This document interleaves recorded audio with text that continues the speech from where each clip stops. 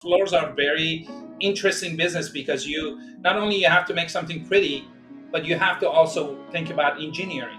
And what I've learned really in design is it's those intricate small touches that really make events different from the rest. A lot of times, what is weddings? Well, it's a very stressful time. And the first thing that I say to my clients is, hey, this is going to be the funnest part of your wedding. On an average, I'm curious to know or what percentage should couples expect to spend on flowers and decor? If you're having the clientele that we have, the hotels that we go to, you're going to spend between What are some of the main factors that influence decor costs? Donald Trump. So let's say if you're a bride that you're budget conscious and you don't want to go crazy, but you want to have a nice elegant wedding, you should pick. I said have one wow factor in your wedding that makes people speak about your wedding. So now what's happening is a lot of these businesses are just like taking these costs in, and my prediction is this. Just the sequence wise, I wanted to ask you what would be the ideal way to book vendors? I think a lot of bride and grooms make one mistake. Get a venue. You know how many people have come to me and they go to Ritz-Carlton and they don't have any money for flowers? Do I care? When I book someone or when I talk to someone, I give a shit. I want to do your wedding. Not only do I want your business, but I want to become best friends with you. I think the care is the key word. Three things you don't want to mess with people: their kids, their parents, and their weddings. So when you're hiring someone, have trust in them. Guarantee you they're going to go above and beyond. They'll do a better job, and your wedding is going to be unbelievable. Imagine the fun you'll have at your wedding, one of life's most treasured moments. In each episode, hear from leading wedding professionals as they share with you insider tips and personal advice for a magical wedding. Welcome to the Indian Wedding Podcast. Here to help plan your wedding with style and grace are your hosts, Kunal and Jinal Sampati. Alex and David, thank you so much for joining us today on the Indian Wedding Podcast. We're really excited to have such talented people on the episode to talk about all cool things about the wedding industry and flowers and everything that goes into making it a magical event from start to finish. You guys are like high-end, luxury event planners, designers, and I think we're really excited to have you share your knowledge and wisdom with our listeners today. Thank you so much. We're glad to be here. Thank you, guys. Love it. And I'm here with my my co-host Jinal Sampath, and she's Jinal. If you want to say something before we jump into the questions. Yeah, I am pumped. I'm pumped to have both of them on this show. I've been on it for I think more than a year to get them on the show. So I'm excited that they're finally here and we're doing this. So to kickstart our conversation, I wanted to start with Alex. If you can share your journey, like what inspired you to start like Square Root Designs, and how did florals become a central to your work overall?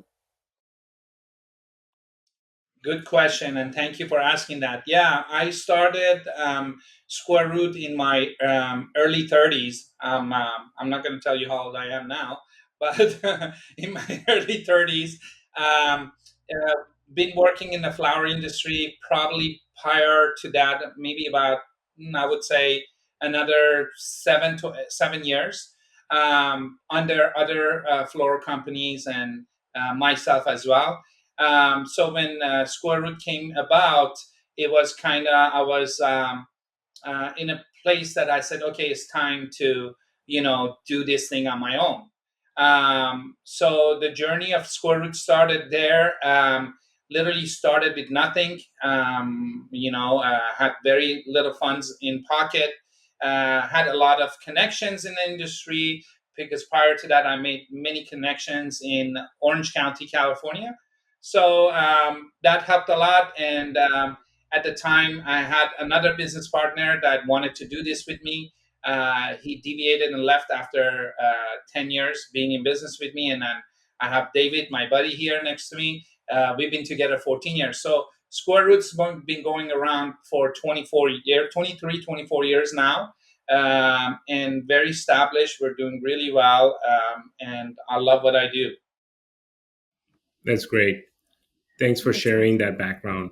So when couples think about wedding decor, they first picture like flowers. why are florals so important in Indian weddings? So maybe I'll ask David to kind of comment on that question. It's a really good question. So if you look at the journey of like Indian weddings, how it worked, I've been doing this for about 25 years and stuff, especially dealing with Indian clientele. Back in the days, food was everything, right? You got to have the right food, you got to have the right food and have the right caterer, right? But if you look at where the Indian clientele has come now, it's probably to me, I think it's probably one of the most sophisticated clientels there is. First of all, financially, many Indians that have come here for years have done very well for themselves. You know, they're staying at the Ritz Carltons, they're staying at the Four Seasons, they're going to the best restaurants. So there's a level of sophistication that has really transpired within the Indian community. And from that, it's not just about the food now. It's about the hotel, it's about the food, it's about the decor. And if you really look at decor, food right now is almost a given. You got to have good food. Before it was like, well, it's going to be good food. Is it not going to be good food? Now it's like, you got to have a good hotel. But how is that decor going to look like? Typical Indian family goes to what? 5, 10, I've heard as high as 15 Indian weddings a year.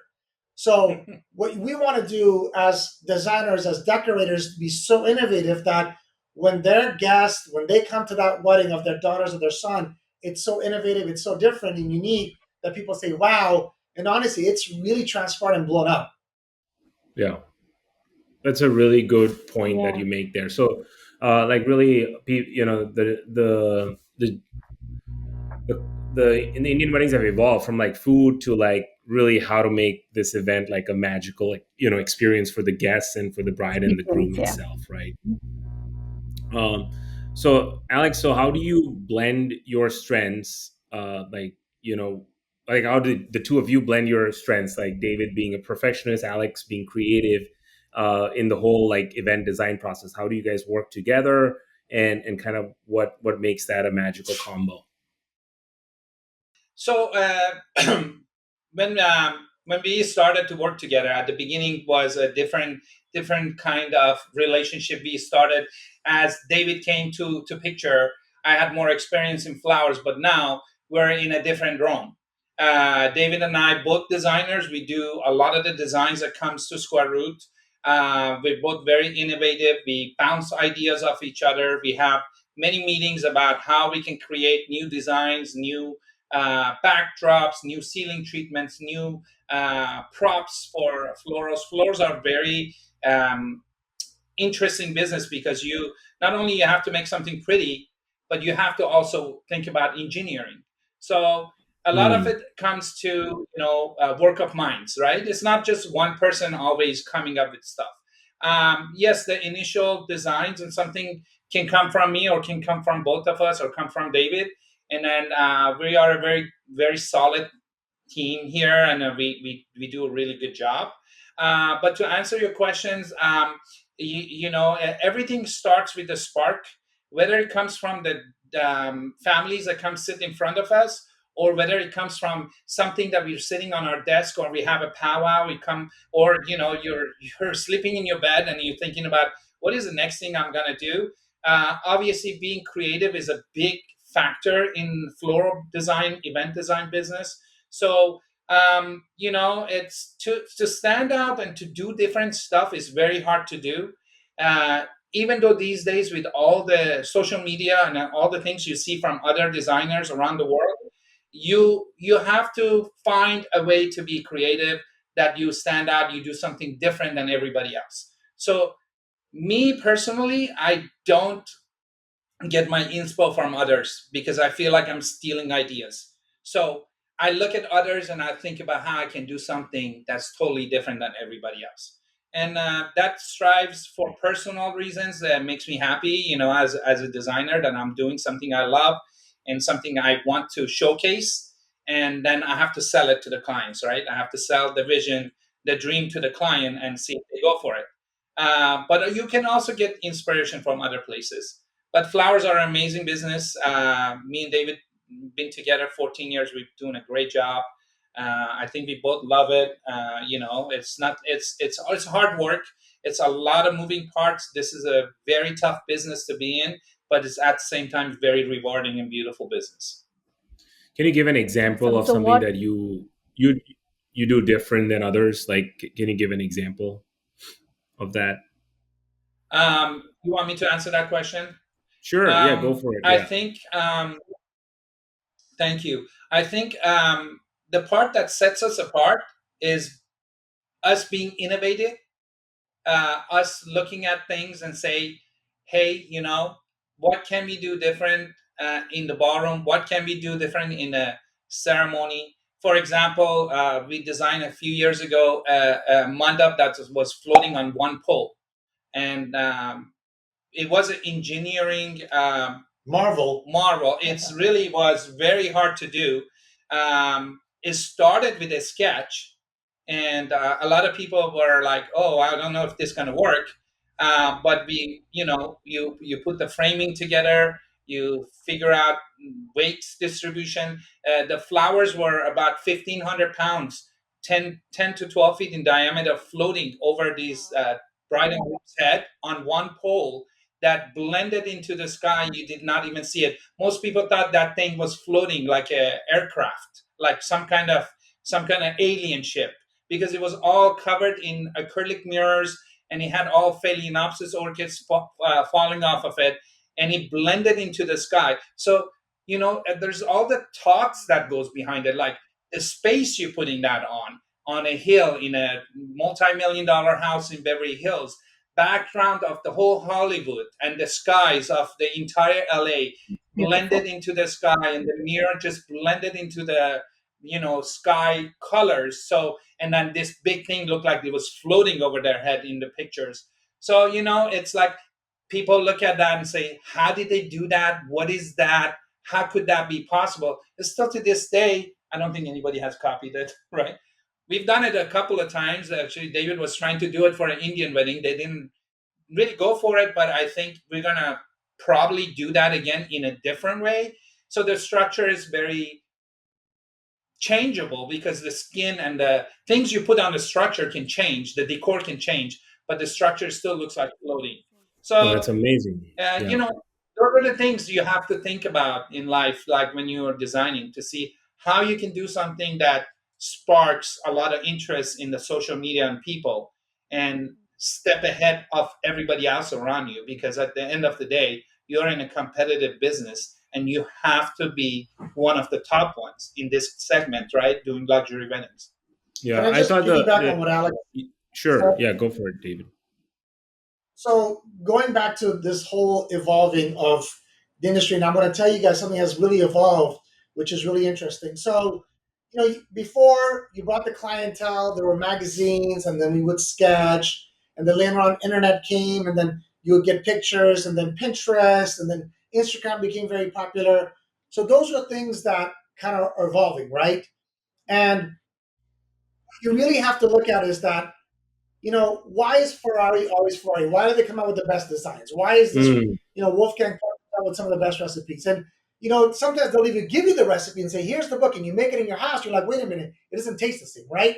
And what I've learned really in design is it's those intricate small touches that really make events different from the rest, right? Like I went to Alhambra and I was looking at the architecture, and like the way the tour guide was telling me about the degrees of how the building was built, and in my head, I'm like, as a designer, I'm like, okay, now I know why this is so beautiful. Just that one angle makes this thing beautiful. Now let's evolve to where the world is going, and now it's AI, right? So all of a sudden, we're getting brides sending us these crazy AI pictures, and we're like, okay, wait. Like some of these things are possible, some things are not possible, right? So as innovative designers, you have to kind of innovative with time, or how things are moving, how things are growing, and make sure that when that bride is coming and sitting with you, it's a show. I mean, you're literally putting on a show. You want to excite them, you want to get them going, because a lot of times, what is weddings? Well, it's a very stressful time. And the first thing that I say to my clients is, hey, this is going to be the funnest part of your wedding. We're going to have fun with this. And all of a sudden, they get a smile on their face and they're happy, and it's a whole different thing. So, again, we want clients to come in here and really enjoy the process and have mm. fun with it. Wedding planning definitely has to be fun, or else it's no fun to just be tired at the end of the whole process, right? It's no fun. So, talking about all these like fancy ideas and something that really sets you apart, on an average, I'm curious to know how much or what percentage should couples expect to spend on flowers and decor for an Indian wedding? Because I think this is a question most brides have when they just get started with the process, and try to get in touch with someone like you. So either one of you can answer that question. So I'm more of a numbers guy. If Alex isn't mine, I'll answer this. So I'm going to answer a little bit differently for you. Okay, these are solid numbers. So one thing, just going in regards to decor itself, you have to remember Southern California, aside from like New Jersey and some parts of New York, this is the hub of flowers. I mean, we're talking about flowers galore, especially for Indian weddings. Okay, now if you're having the clientele that we have, the hotels that we go to, you're going to spend between $1,200 to $2,000 a person, all in ceremony, reception. $1,200 to $2,000 a person, all in, right? So if you're having a wedding for, let's say, 300 people, you're going to be dropping $450 to $600,000. Now, when it comes to decor, how should I say this? It's almost like when clients sometimes sit with me and I say, I'll give you an example. It's exactly like remodeling your home. You're going to remodel your kitchen. You're like, you know what, I'm going to spend $50,000. And all of a sudden, the contractors come in and say, well, we got to do this and we got to do this. And now that went 50,000 went to 100,000. And you're like, how? But once the job gets done and the amount of work that it takes and the time that it takes, you're like, now I know. It's exact same thing with decor. No one expects for it to cost so much. It's like, are you kidding me? But then when they see, like sometimes I tell my friends, I'm like, Alex and I in our company, we literally build homes in literally 8 to 10 hours. Some of the things that we do, I get astonished on it, right? So in order to physically do that, in order to really go about doing that, so much goes to it. Let's say, for example, we have a wedding. Typical average Indian wedding for 300 people, ceremony reception, 75 to $150,000. That's what I would say. In that 75 to $150,000, you're probably talking about 4 to 5, 26 for trucks coming in. You're probably talking about 20 to 35 people coming and working on that. You add those numbers in of pre-production, production itself, and post-production of cleaning all that up, huge, Yeah, huge.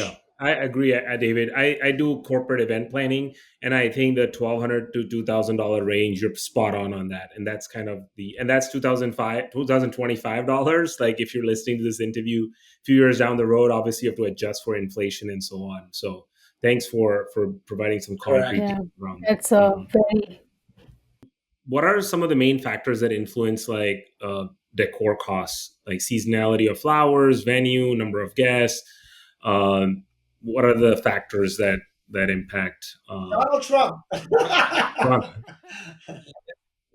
Well, those kind of yeah. things vary very much. It all that depends on the bride and groom and the family and what their vision is. One. Number two, let's say you want to be decor heavy, and you don't feel like you have the budget of Ritz Carlton or a 5-star hotel. Then you have to go to a 4-star hotel or something less. So the minimums are less. Maybe they have the right facilities, they have the good enough ballroom. Then you can spend more on decor.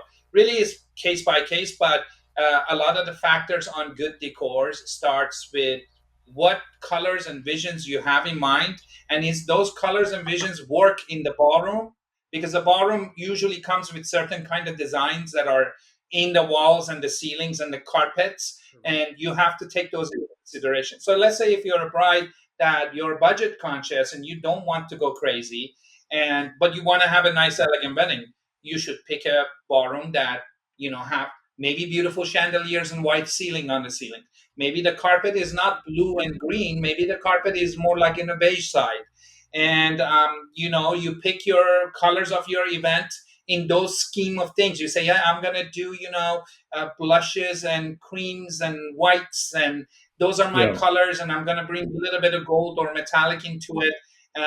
And I don't need to carpet the grounds. And I don't need to drape the walls. That obviously saves you a lot of money as far as the decor goes in a ballroom. And you go with the room, then you do beautiful flowers. You spend yep, your money on flowers, because without the flowers, we all know the room not going to look like anything.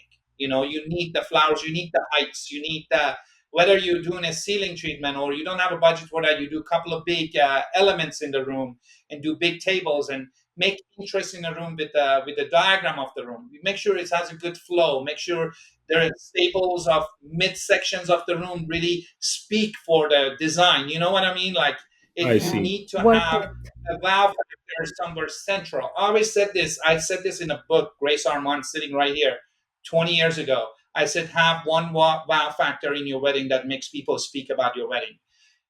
You don't have to drop thousands of dollars everywhere. But if you do Yeah. two factors in a ballroom and do a good stage presence, some kind of cool dance floor, and do your tables right, you can have a beautiful wedding. Of course, then there's people that want the top of the line. Then you do Yeah. the carpets, you do the fabric treatments, you do the ceiling treatments, you do the big factors, you bring in all the elements of bars, specialty tables, mirrors, this and that to make it a very special day. But everything can look special. It does not need to be that. And sometimes you do a smaller wedding in a right kind of venue. I've done weddings that people spend half the money of the bigger weddings, but the venue was really right. I did this wedding in Santa Barbara. It was like 200 people, Persian wedding, not an Indian wedding, Persian wedding. It was in a very beautiful room, Spanish style, Santa Barbara, you know how that looks. Had big metal chandeliers. We do faux flowers on the chandeliers, and I did long tables underneath it, and I did a one big fireplace decor in the back. 100 people have come into me and said, how much do they spend on flowers? Not much. Not consider like some of the weddings that we do that they spend, like David said, 150 grand. It was not 150, not even close. But Yeah. guess what? In photos and films, it looked like $100,000 wedding, right? So Yeah. you can be smart about those kind of things. Venue, Absolutely. how you go about it, what you put where you put your spending your dollars, what you use from the venue, what can go with everything is in there and not Yep. go against it, you'll save money. So something I Yeah. think just Yeah. while you So were talking through this, I wanted to. So in my head, like if I was doing a wedding at the Ritz Carlton or like the Langham Hotel, which is kind of one like seems like you're kind of operate in that those kind of properties.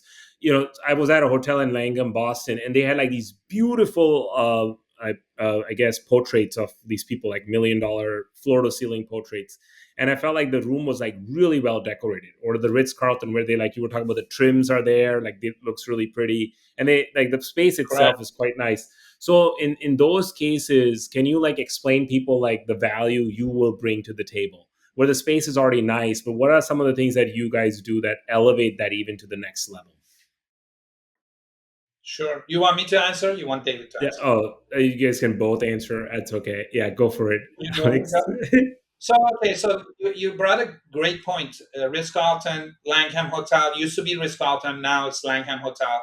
That hotel in Pasadena. If you remember, there's a ballroom with vaulted ceilings and green, worked on drawings all over the walls, beautiful chandeliers. That room is amazing. It has wood floorings. Okay, so you walk into a smaller room, maybe about 200 people. The only thing you have to do is flowers, flowers, flowers. You do beautiful flowers all over the tables. You do tall centerpieces.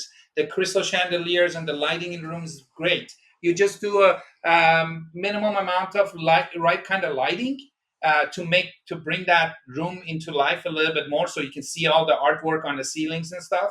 And you don't have to do flooring. You just do nice, beautiful damask, gorgeous linens to go with your colors, some nice chairs, beautiful dance floor in the middle, a stage, and whether you have a band or you have a backdrop or you want to do some kind of cool sweetheart table, you do that and you concentrate on your all your tall arrangements. That room particularly, I would just do all tall arrangements because that's all you Yeah, need. So you that's spend great. your money on flowers and colors Thank you to for match sharing. the room. Yeah, David, you Yeah. mentioned something about Donald Trump, and I know we all laughed about it. But I think what made me thinking with that is like, are you out getting your flowers from places outside the United States? Is that kind of impacting the cost of the flowers, or what's the story behind that? And I'm curious if brides even or grooms ask you that question about like, where do you get your flowers from? Like, if you're doing a wedding in Boston, are you getting your flowers from California, or are you getting them that's from a great somewhere else? question. So let's talk about for a sec what's happened to overall cost for weddings, and then I'll transition into where it Yep. is now, right? So Hmm. if you look at weddings, I always tell my clients pre-COVID prices and post-COVID prices. Parent has done a wedding for the daughter pre 2020. That wedding cost $50,000. Now, 4 or 5 years later, they're having their brother's wedding. They're thinking, okay, not 50, I'm going to spend 60, 65,000. Well, they don't realize literally the price has almost doubled. It's gotten that bad. And I'm a very transparent person, and I literally tell my clients, I'm like, I'm not a software company. We're not making 50% margins. We make 20% margins. Now we're probably down to like 18%. So margins are really getting squeezed because labor has gone up, products have gone up. It's getting really, really bad. Now, let's talk about late 25, 24 to now transitioning into 25. Um, Kunal, you come and you book your wedding with me or Alex, right? Today. Mhm. And you Yep. give your deposit of X amount, and you give us a deposit, and your wedding is, let's just say, in 6 months from now, right? Pre COVID, or even like 3 years ago, let's just say your wedding cost $60,000, and let's just say the cost of that wedding for me and Alex for flowers would be, let's just say, 20,000. I'm just using arbitrary numbers. We're good. I'm good. Now, what's really happened is that all of a sudden, we don't know where the administration is going with certain things. So, just to give you an example, flower prices went up on tariffs by 16%, and now they went up another 9%. A company like us, we only get our flowers mainly from outside of the United States because of just the way the flower quality is, and that's one thing we don't compromise is quality. So for example, let's talk about like majority of our flowers come from Ecuador and Colombia. The reason is because it's right by the equator, so the water content, the salt, and all that stuff, it's really, really good. It's amazing how the flowers come, the quality wise, right? So when those flowers come to us, and you booked your wedding with us 6 months ago, right? And by the time your wedding comes, the cost of that wedding might have gone up 10, 15% for me and Alex. So what Absolutely. am I going to do? Say, Kunal, the price has gone up. We did put something in our contract saying, hey, due to tariffs, we might have to call you, but it's a very difficult call to make to someone because Kunal's budget for her wedding was 300,000. She's already at $400,000, and now she's getting a call from Alex or David saying, hey, you got to pay me another 5,000. And we're not, we're being honest with you.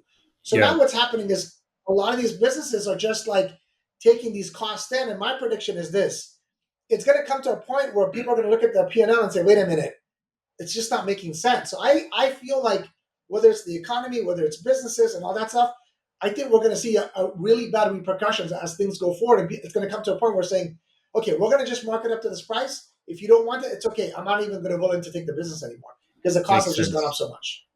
Yeah. Now I Thank you want for to I want sharing. to bring something. You said it perfectly, David. I think it's all of that is happening, and it's kind of like very hard to deal with sometimes.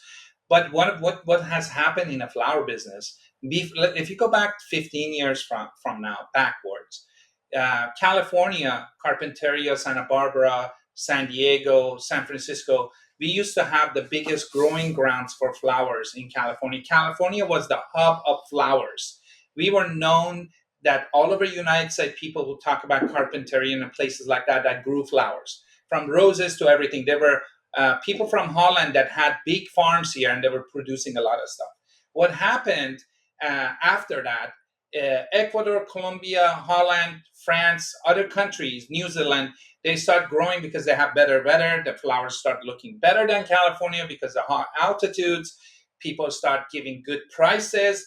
The the farmers in Carpinteria and Santa Barbara, places like that, start closing business because they could not compete with the size of the roses, and the prices were more than what you can get from outside the country. So now we killed the farmers doing growing flowers. Okay, so that killed it. We didn't have anything from California anymore.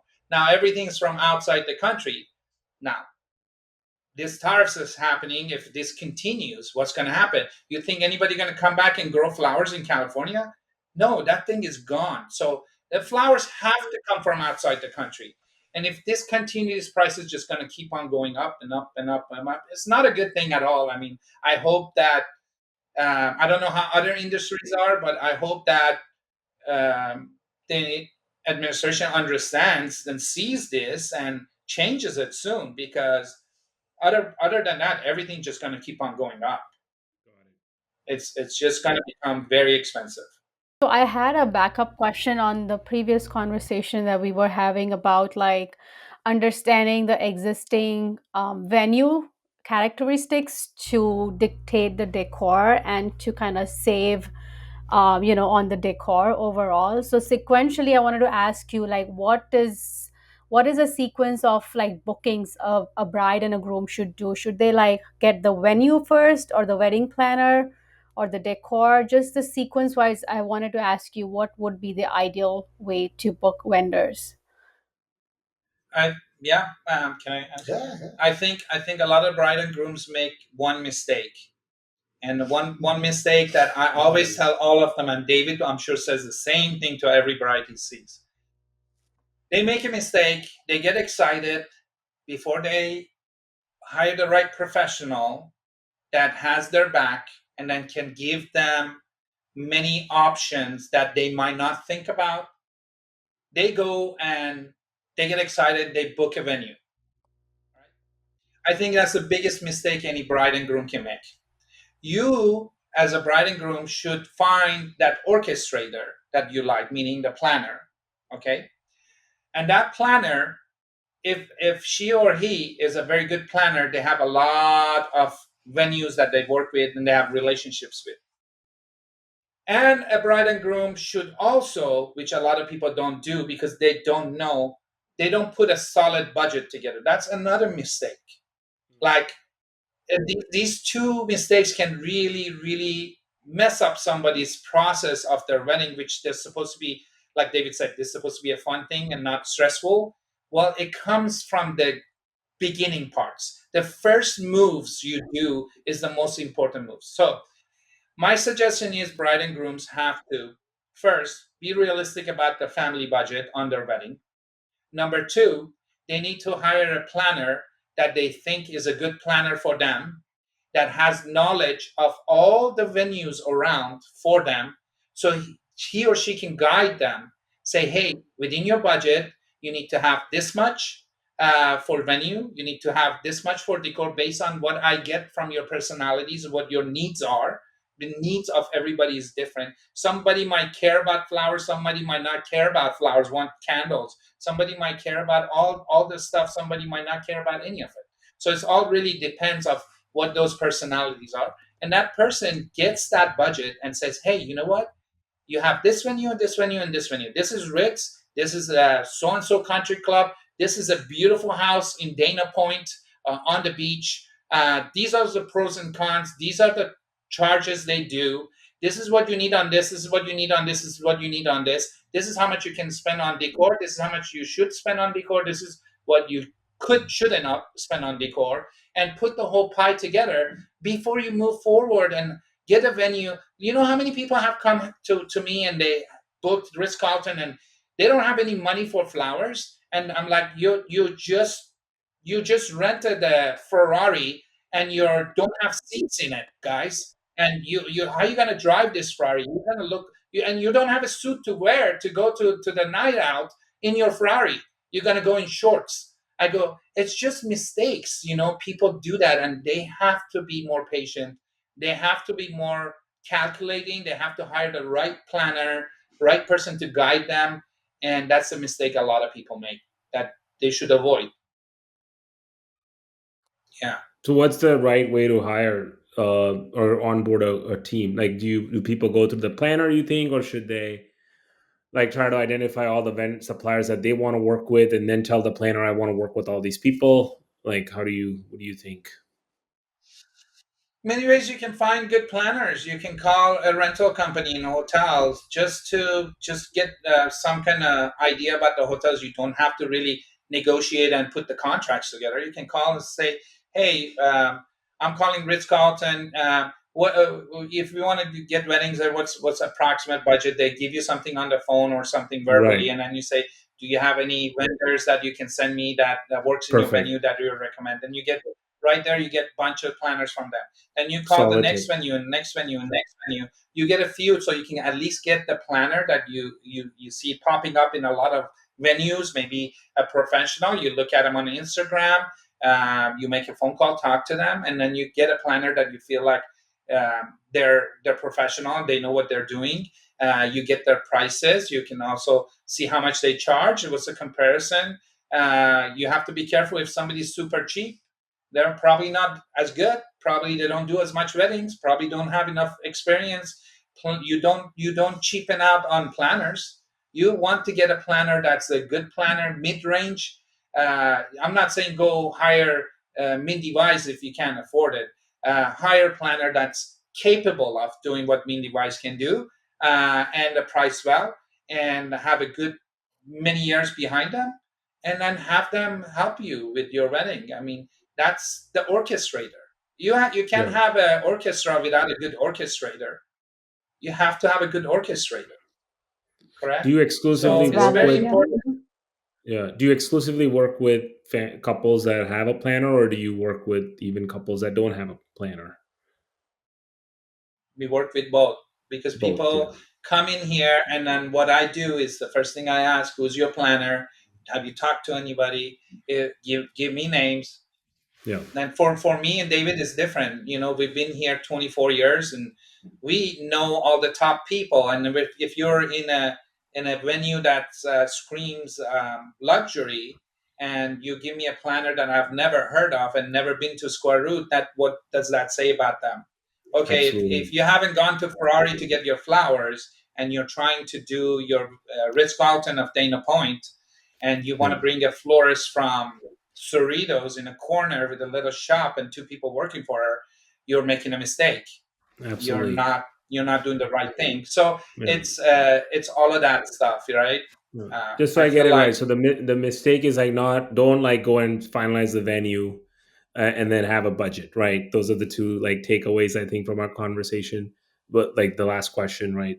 You don't want people to like final sign a contract with the Ritz Carlton or any hotel or venue till they've actually yeah, don't yeah, sign had a a planner. contract without Yeah. having someone knowledgeable Yep. guiding you to spend the right amount of money on your within your Yep. budget, right amount of money on your venue, Yep. so you can Yep. have all the things you want to have for your wedding, and make sure Yeah. there's a lot of moving parts.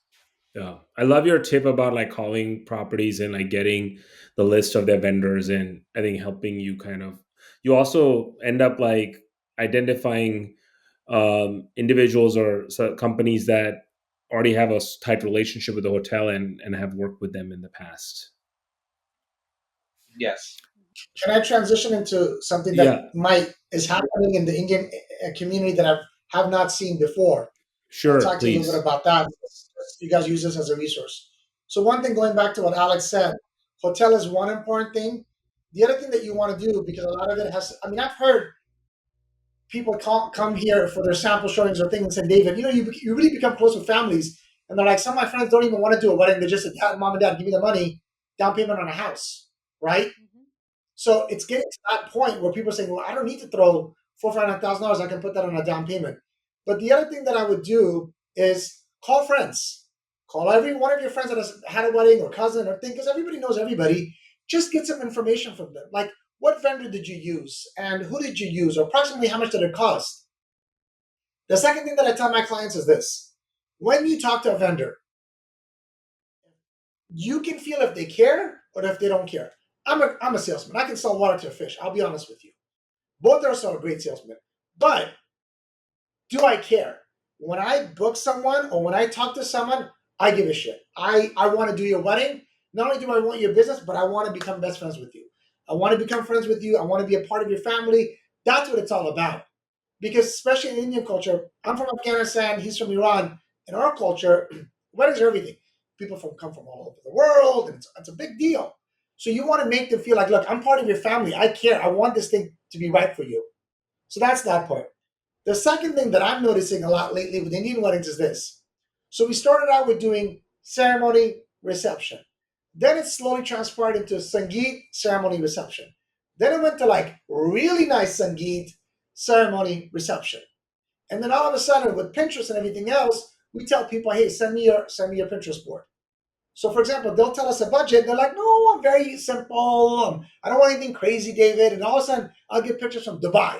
And I'm like, these are like multi-million-dollar events, right? So that's another thing. Now, what's really happening is we're noticing Haldi, Mendi, Sangeet, ceremony, reception. Alex just did an event at the Ritz Carlton Dana Point 3, 4 weeks ago. 7 events, post party. So I think clients really need to I take a was step shy of back. a freaking breakfast Breakfast, yeah. decor. I think clients really need to take a step back and say, look, I'm looking at Instagram, because they are getting inspired. I'm looking at Instagram, I'm looking at some of these weddings and, what the Ambanis did. And they're like, well, I want to do this, but I'll do it on a much smaller scale. It costs a lot of money to do that. So be realistic, really, of what you want to do. And look, let's say, for example, someone comes to me and says, David, I'm having it at the Ritz Carlton. My budget is X amount, and I want to do a kick ass Sangeet. It's okay. You're having it at the Ritz Carlton. Beautiful view. Don't spend too much money on your decor. Do awesome food, do awesome alcohol, do really awesome stuff on that night because people don't really care too much about decor, anyways. If you don't want to do it, spend your money on ceremony and reception. And those Yep. are things that I think a person should look at a decorator and say, wow, this person is a good designer, a great salesperson, but they're giving me good information. They care about my best interest. And believe it or not, I think we're both great designers. And I think I'll tell you this: Southern California, we have some of the best designers there is in my eyes. I'm not gonna lie to you guys. I think we're the Mm. best, but there's some phenomenal designers. But you really have to show clients, like, look, I care about your wedding. I care about it. I'm here as a resource to you to help you facilitate this. And you know what? If I do a great job, I'm in this for the marathon. You're gonna tell a friend. You're gonna tell a cousin. You're gonna tell somebody about us. I agree. I think the care is the key word because I think everybody is there like they need to make a living and they need to like work on their craft and create this experience for you as a couple. But I think people also like need to care, and I think that really makes a big difference from like 0 to 1. I would say somebody who cares versus doesn't care. Yeah. Thanks for saying that. I tell my And clients there's 3 things you don't want to mess with people: their kids, their parents, and their weddings. 3 things yeah, you don't want to mess up with. And yeah, it resonates with them. And they're like, yeah, because when you have that wedding, your yeah, vendors, your hotels, your experience, that's gonna last a lifetime. There's gonna be a picture of your wedding somewhere in your house. And you're gonna remember Alex, and you're gonna remember the vendors, you're gonna remember the hotel. So I think those are really important things that really holds on to people. And that's something that I feel like him and I really understand. So that's why we show that care. A lot of yeah. people, like you said, it's a business. Let's get in, let's wrap it up. Next. So, according to you, which are the decor elements, that take the largest portion of the budget?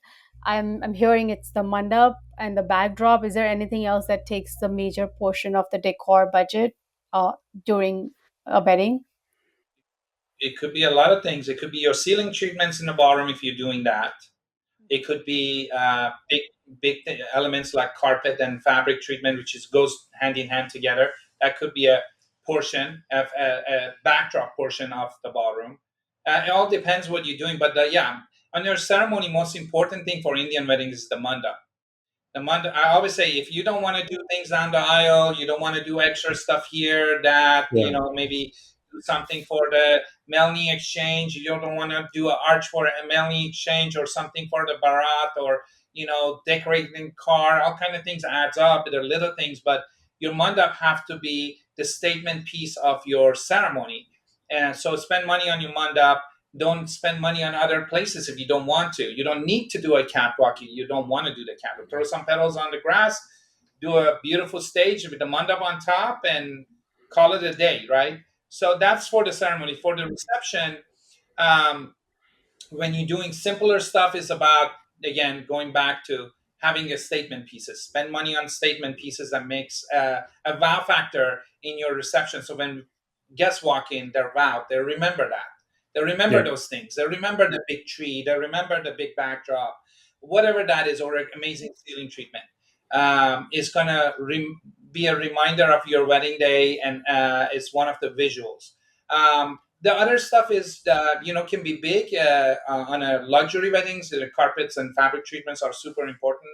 Every wedding that's doing something that they don't like the venue and they want to give it a nice backdrop for their florals, the lighting, and the elements, it should be fabric and carpet. It really does wonders in the decor. Every luxury wedding you see that looks really amazing and captures your vision and your feelings when you're looking at it, go, oh, that's amazing wedding. It really has all those elements. So Those are the big elements. Yeah. I think the other thing, kind of piggybacking what Alex said, it's also really important of educating your clientele, right? So again, going back to a home, if you are, for example, doing a remodel, the contractor should tell you why this costs so much money, right? We're going to be knocking out a wall. We got to put support here. We got to go here. Now it's going to start making sense to you, right? So, for example, when a client calls us and I'm talking to them on the phone, first I ask them what's important to them, right?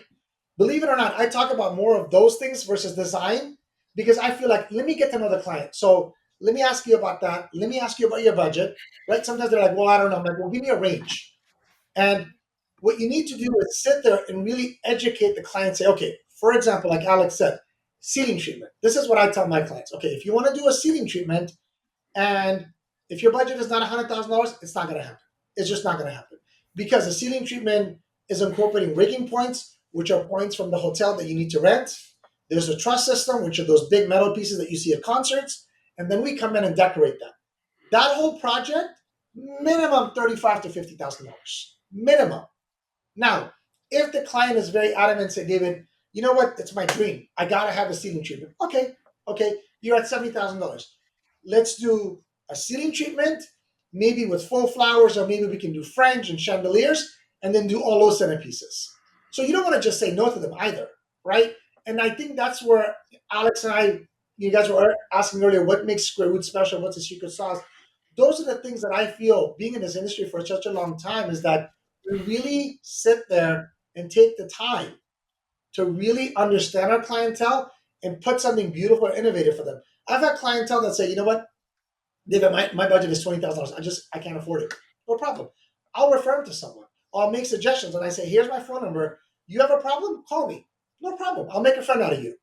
So again, I think if you treat your business in a way where saying, you know what, I love my business, I love my clientele, people will notice it. It's like you ever been to a restaurant and you're sitting there, mom and pop, you're sitting there, you're eating, and someone all of a sudden comes and like has a smile on their face, and they start going to table and saying, "How's your food? How's your food?"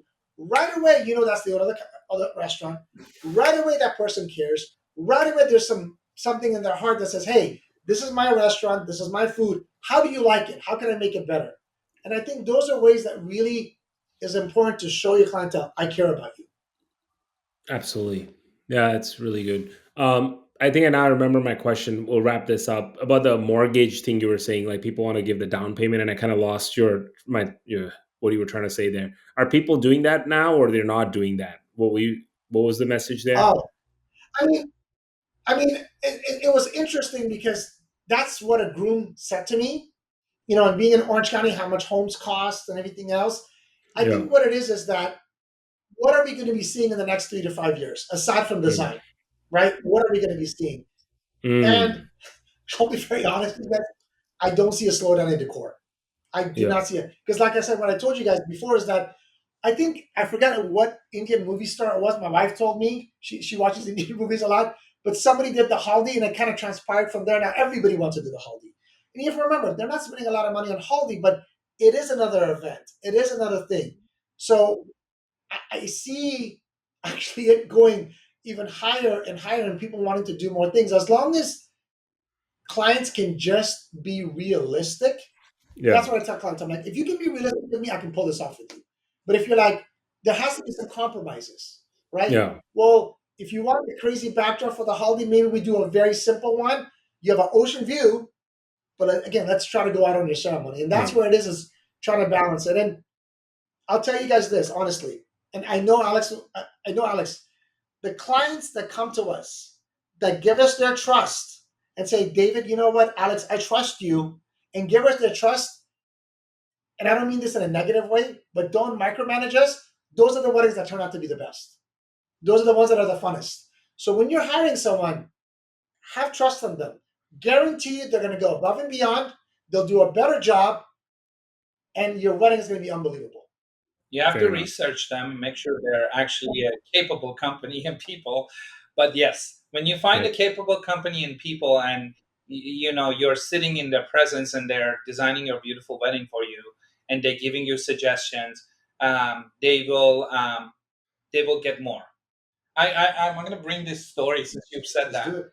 I'm obviously I'm Persian, and not only me and David do a lot of Indian weddings, which we probably do more Indian weddings than Persian weddings, believe it or not. In the whole entire history of 24 years of Square Root, we do more Indian weddings than Persian weddings. So, with that said, this particular wedding was a Persian wedding, and the mom was an interior designer, and we were doing a sample showing. And this sample showing usually should take no more than an hour, because the bride and grooms come, they see the samples, we do some tweaks, we talk about some colors, linens, this, that. We go back and forth a little bit, make sure that our vision, what we created, is the best. That's why you have sample showings. And visually, they see what they're getting and what they're thinking their wedding gonna look like. And there's times that people think they can design because they're a designer of some other sort. Okay, like I'm a designer, but I'm not going to go design a car. I'm a designer, I'm not going to go be an architect and design your house, correct? Because that's not my forte, that's not what I've been doing for 24 years. I remember she wanted to change the arrangement so many ways, thinking she can make it better than the guy that's been doing it for 20 years standing in front of her. To a point it came to that I took my floral knife out, I opened it, and I said, ma'am, here's the knife. Go in the back and remake the arrangement that you want. I'm going to go in my office for 20 minutes. I'll come back and I see what you've done, and we can do exactly what you want. And I left to my office, because you don't tell a surgeon, hey, we're going to do an incision to do my bypass surgery. You don't tell, a doctor that. You trust your doctor that he's been doing it, that he's going to take care of your health. You Yeah. don't take the microblader and say, hey, are you doing the line great on my eyebrow? You sure you did the line right? No, you don't. You trust them because you went to them, you hired them to do your eyebrows. Okay. So what I'm trying to say is, like, she came back in 10 minutes and she said, I'm very sorry. I go, yes, ma'am. You are an interior designer. You are not a florist. We worked 4 hours back and forth, and it went back to what I started. So you wasted your time. You wasted my time. You made the process not as fun for you and for everybody else. So trust the person you're hiring. You Yep. came to a facility, that you came to a place that they do high-end weddings for 20 years. That's all over Placid, all over Instagram. They know more than you do, because they do this every day. And that's what you hire them for. So let them do their job so your wedding looks amazing. There you Absolutely. go. It happens, right? It And is, yeah, it the does. trust is 100% the first thing. Just last Yeah. one final question. Yes. How did you guys come up with the name Square Root Design? So many people ask this question. I know. Okay, so beginning of the Square Root, it was me and my ex business partner. I was, I think, 29 years old, maybe about to turn 30 or something, very young, and he was 10 years older than me. We both been in the flower business all for a long period of time. He was born in flower business. Pretty much his parents and grandparents both were florists. Anyway, we're driving. Sorry, before we get to that point, we quit our job. I quit my job. Next day, we were going to go to an industry meeting as two partners with a new business, and we didn't have a name. We were driving in a car to Santa Ana to get our business license and go get our first printed card. So when we go to this event that night, we can at least hand out cards and have a name of business before anybody comes to us and say, "Hey, you guys are, a new business. We want to see what that is." So on the way, we were going back and forth. His name was Jeffrey. My American name was Alexander. So he's going Jeffrey Alexander. I'm like, no, that doesn't sound. That sounds that no Alexander Jeffrey. I'm like, nah, nah, nah. And then we were going back and forth. He goes, oh, my wife wanted to do some succulent plants, and she wanted to sell it in swap meet because she's pregnant and she can't really do any work, so she wanted to earn some income, and we wanted to call it the Square Root. What do you think? I'm like, Sounds a little mathematical, but I'm very good at drawing. But we can, if the logo speaks with the name, it could be a very catchy name because it doesn't pigeonhole the company to just do floor designs. We can do other designs that goes with the events. Like we've done huge Christmas decor jobs from here to Japan. We actually did a mall opening that was bigger than Mandalay Bay, and we did all custom structures that were hanging with lights and acrylics and metals that had nothing to do with flowers because of this reason. So with that said, I drew the box. I did a little line for a seedling. I did a little seed, little roots growing on it, and little flower popping out, and the box around it. And I said, "Here, this looks like square root, and it's catchy looking, and it's designery, and it looks fun, and I think it'll do really well." So we decided that day. We went look for the name. Nobody took it, so we called it Square Root Design, Square Root Inc. And we modified the logo 10 years later, made it even more designery. So that ended up being the Square Root logo. It's actually is on the front window. And people really gravitate toward it. I think people really like it. It's catchy. It's, you know, when it's when they go on the website and stuff, they really understand that it works, and that's how we came up with it. It was pretty cool. Interesting Great. story. Thank you so much Yes, for sharing. for sure. Yeah. No problem. Anything else, Janelle, for you? If not, we can I, wrap up our conversation with I Alex and think David. they've answered a lot of the questions, so I don't have to ask. But yeah, that's all, and maybe we can add the website and all the work in the Yeah, show notes. I think probably Instagram is probably the best way to contact us. You know, And the phone number, I yeah, guess. phone number's on there, but the Instagram is probably the best way. perfect. So Okay, I do encourage cool. everybody to be friends Yeah. with David because he is really hungry to make new friends. So we everybody should reach out to him and give it. Maybe I have a Uh, lot of friends. Yeah, for sure. great. Yeah, David, Yeah, thank you. definitely. I Alex, mean, thank David you. said we made friends with our brides. Absolutely. Thank you for Yes, your thank you, time, guys. guys. Thank you very much. Thank It you guys. was I really appreciate it. Good luck, brides and insightful. grooms. Thank you. Very nice. If you've enjoyed watching this episode and learned something new, please consider subscribing to the Indian Wedding Podcast. You can also sign up for the Indian Wedding Podcast's monthly email newsletter for more exclusive content. To sign up, click on the link in the description below or notes on our website, indianweddingpodcast.com. Until next time. Thank you for listening to the Indian Wedding Podcast. For more exclusive time and money-saving tips, head over to sampatjewelers.com/podcast.